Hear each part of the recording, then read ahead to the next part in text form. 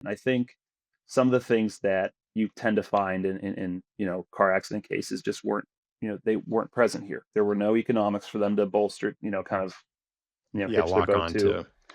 There was a, I think a lot of times when these kind of in a typical like red card, blue car, I think there's a lot of sympathy for the defendant who made a mistake, right?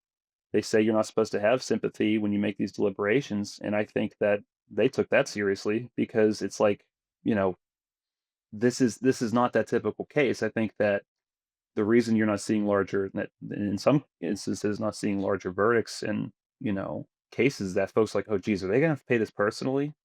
I think a lot of juries get it. Some of them probably don't, but they're like, "Oh, is this guy going to lose his insurance? Does he have insurance? This person made a mistake. They were negligent, but do we should we ruin their finances over it?" I just don't think that the defendant here earned any sort of undue sympathy for himself.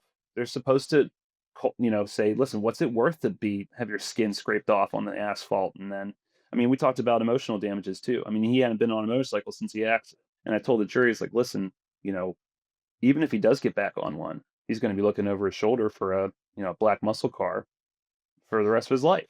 I mean, that's traumatic. So I think they took that very seriously, and he did a good job expressing that too.